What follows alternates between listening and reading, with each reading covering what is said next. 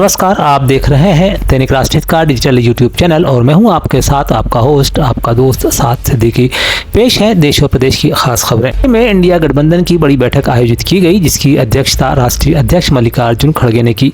इस दौरान उन्होंने बैठक में सर्वसम्मति से लिए गए निर्णय को मीडिया के समक्ष साझा किया है। खास बात यह रही कि इस बैठक में शामिल लगभग 25 पार्टियों के नेताओं ने जोर देकर सीबीएसई के 40 लाख छात्रों के भविष्य के लिए चिंता जताते हुए युवाओं द्वारा परीक्षा लीक को लेकर आवाज उठाई जाने और शिक्षा मंत्री धर्मेंद्र प्रधान को हटाए जाने की जो बात कही, उसमें एकजुट होकर लड़ाई लड़ने की बात कही है।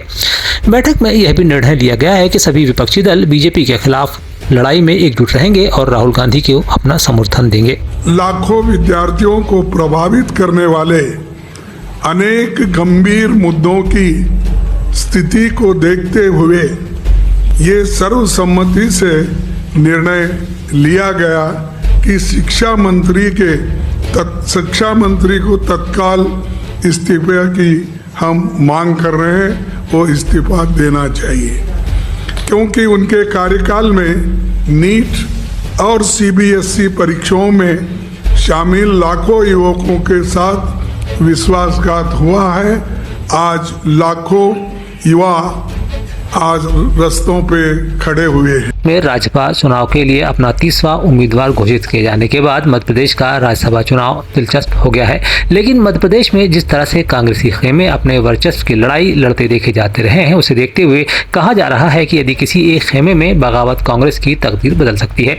हालांकि इस समीकरण के हिसाब से भारतीय जनता पार्टी को तीसरी सीट जीतने के लिए कांग्रेस के कम से कम 8 विधायकों को तोड़ना होगा। वहीं बयानों में जरूर कांग्रेस खुद को एकजुट बता रही है, लेकिन यह भी सच है कि वह अपने विधायकों को हॉर्स ट्रेडिंग से बचाने के लिए तेलंगाना या कर्नाटक भेज सकती है, ऐसी खबर है। ऐसे में अब यह बड़ा सवाल है कि क्या कांग्रेस को किसी बगावत की संभावना दिख रही है। उधर यह राज्यसभा चुनाव प्रदेश अध्यक्ष जीतू पटवारी के लिए भी प्रतिष्ठा का विषय बन गया है। वे चाहते हैं कि हर हालत में तीसरी सीट को लेकर भाजपा को रोका जाए।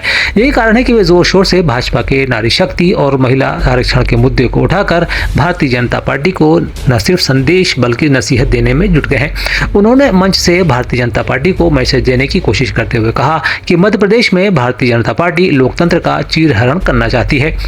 वे कहते हैं कि हम सुश्री मीनाक्षी नटराजन को राज्यसभा भेजकर भाजपा को सबक सिखाएंगे। कि भारतीय जनता पार्टी ने अभी कुछ दिन पहले महिला आरक्षण को लेकर विशेष सत्र बुलाया था। आज एक बहन को अवसर मिला कांग्रेस पार्टी के सिंबल पे कि महिलाओं की ताकत को, उनकी भागीदारी को, उनकी जिम्मेवारी को निभाने के लिए पार्टी के निर्णय को कांग्रेस के विधायकों ने बल दिया। तब भारतीय जनता पार्टी के पास बहुमत कम है, उसके बाद भी उन्होंने तीसरा कैंडिडेट खड़ा किया। तो उस सोच को कि ये महिलाओं के सशक्तिकरण की इनकी सोच को किस तरीके से खोखलापन था, राजनीति थी, देश को गुमराह करना था, वो एक आज स्पष्ट हुआ। दूसरी तरफ कांग्रेस की एकजुटता पर बट्टा जब लगता वो दिखता है, जब पूर्व मंत्री और आदिवासी नेता और पूर्व सांसद कांतिलाल भूरिया हॉर्स ट्रेडिंग की बात कहकर न सिर्फ भाजपा पर निशाना साधने की कोशिश करते हैं, बल्कि कांग्रेसी खेमे में आशंका के बादलों को और गहरा कर देते हैं। वहीं यह भी खबर है कि राज्यसभा के लिए मीनाक्षी को प्रत्याशी बनाए जाने के चलते नरेश ज्ञानचंदानी ने पीसीसी चीफ जीतू पटवारी को अपना इस्तीफा भेज दिया है, जिससे अब शंका के बादल और गहरा रहे हैं। ये भारतीय जनता पार्टी लोगों को गुमराह करने का तरीका है ये। और तीसरा, जब उनका 2 का है, हमारा 1 है, तो 1 हमारा जीतेगा। और ये ज़बरदस्ती लोगों को ना लालच देना, इतने पैसे ले लो, 5-5 करोड़ की बात की, 8-8 करोड़ की बात की। हाँ, ऑफर उनके पास आ गई। सबको फ़ोन कर रहे हैं, सबको फ़ोन कर रहे हैं कि भाई इतना ले लो, ये ले लो। भाई जो हमारे कट्टर कांग्रेसी विधायक वो मना कर दिया, ऐसा थोड़ी चलता है, कोई बिकने वाले थोड़े हम। तो उनको तो हमेशा लोकतंत्र ख़त्म करने की बात है, खरीद फरोख्त करके लोकतंत्र बचेगा कहाँ। तो ये सारे इनकी गलत तरीके से जो हो रहा है वो ठीक नहीं है, उसकी हम निंदा करते हैं। डॉक्टर विक्रांत। पहले भी ऑपरेशन हुआ, इससे पहले भी ऑपरेशन तेलंगाना ले जा रहे हैं अपने विधायकों को, तेलंगाना ले जा रहे हैं अपने विधायकों आपको कैसे किसने कह दिया? सर जानकारी मिली अब तो आप मन से अब कहना शुरू कर देते हो। अभी तो बात ही नहीं, मीटिंग अंदर जा रहे हैं हम लोग अभी। हाँ, तेलंगाना वाला हमारा लोग मजबूत कहीं जाने की बात नहीं। प्रदेश के सीहोर के रहवासियों को अब बड़ी राहत मिलने जा रही है। बता दें कि अब रेल मंत्रालय द्वारा ओवरनाइट एक्सप्रेस के हॉल्ट को सीहोर में मंजूरी दे दी गई है।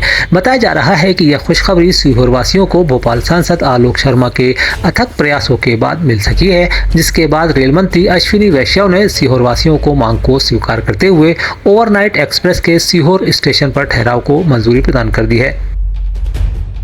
नीट परीक्षा पर देश भर में मचे बवाल के बाद सिस्टम में अब भी खामियों को सुधारा नहीं जा सका है। ऐसा नज़ारा इसी का संकेत दिखा रहा है।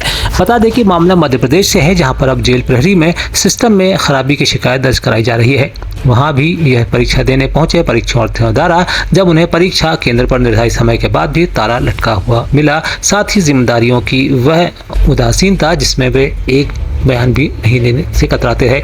इस दौरान परीक्षार्थियों का दर्द भी झलकते हुए देखा जा रहा है। वीडियो में वो पूछते हुए दिखते हैं कि क्या एक भी परीक्षा सही से हो सकती है। सिपाही भर्ती, पटवारी भर्ती, आबकारी आरक्षक भर्ती सब में तो गड़बड़ी सामने आ चुकी है। ये बोलना क्या, अब इन लोगों के पास ये बोल रहे टेक्निकल ग्लिच से एक बंदा इनके पास ठीक नहीं। मेरा तो एक ही सवाल है, एक बंदा भी क्या एमपी गवर्नमेंट के पास एक भी इंजीनियर ठीक नहीं है, एक भी टेक्निकल डिपार्टमेंट एक बंदा भी ठीक नहीं है जो काम कर पाए सही से। बोल रहे हैं कि हर 15 मिनट में बोल रहे हैं कि 15 मिनट में ठीक हो जाएगा। कब तक 15 मिनट करके हमें 2 से 2.5 घंटे हो गए, इससे भी ऊपर टाइम हो गया। अगर कोई केंद्र अध्यक्ष था यहाँ पे कोई था तो उसको आके बोलना चाहिए था। सही मतलब ब्लैक लिस्ट पे है, फिर भी ये एमपी वालों ने ईएसडी वालों ने इनको टेंडर दिया है। फर्जीवाड़ा साफ हो रहा है, हर एक एग्जाम ऐसी नहीं जिसमें फर्जीवाड़ा नहीं हो रहा है।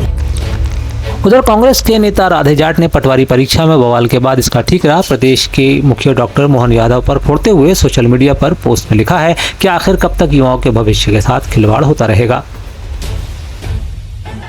एक तरफ जब प्रदेश में राज्यसभा की सीट को लेकर दोनों ही पार्टियों के बीच खींचतान और बयानबाजी जारी है, तब दूसरी तरफ नीट परीक्षा लीक मामले को लेकर युवा कांग्रेस ने एक बार फिर जोरदार प्रदर्शन अलीराजपुर में जारी रखा है।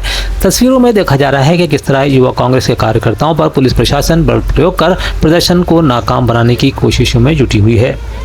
इस दौरान युवा कार्यकर्ताओं की भारी भीड़ भी देखी गई।